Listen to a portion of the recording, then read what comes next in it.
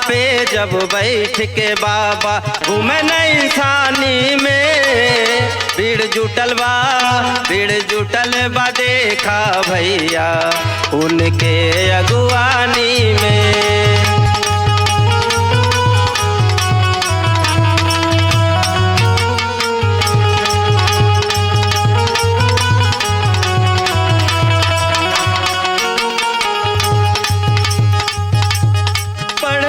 लिखबा जाबा आगे भीमी है समझाए, विश्व में छठवा ज्ञानी रहल भारत में पहलाए।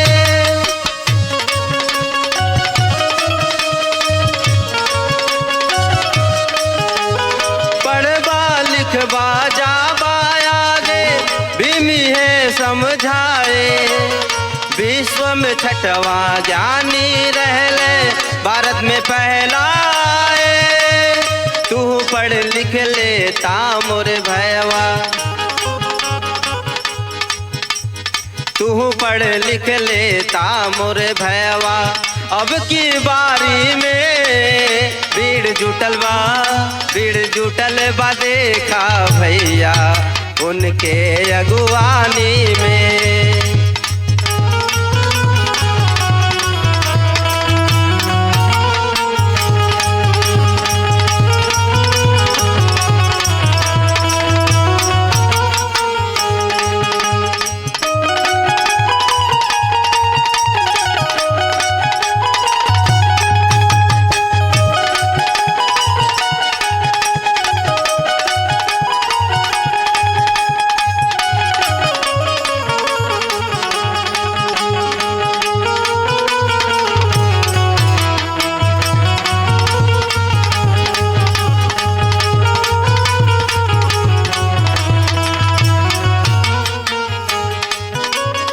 हरिनायस गर्दन उचका के देखी उनकी झांकी, शिक्षित हो संगठन बना के संघर्ष कराई है बाकी।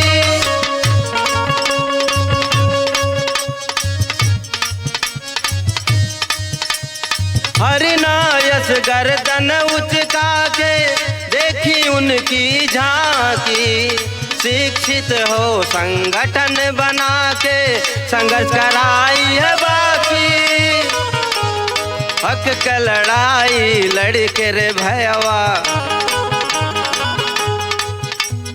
हक के लड़ाई लड़के रे भैया, हकला ज्ञानी से भीड़ जुटल बा देखा भैया उनके अगुवानी में।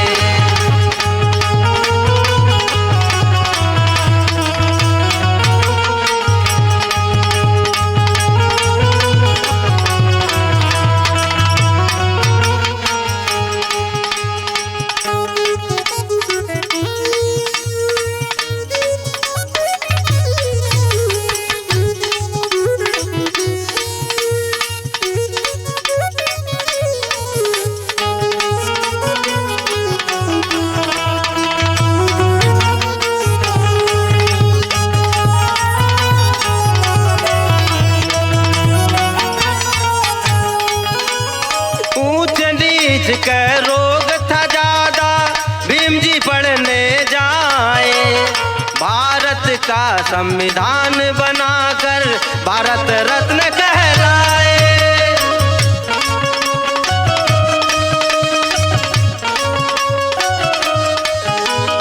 ऊंच नीच का रोग था ज्यादा भीम जी पढ़ने जाए, भारत का संविधान बनाकर भारत रत्न कहाए।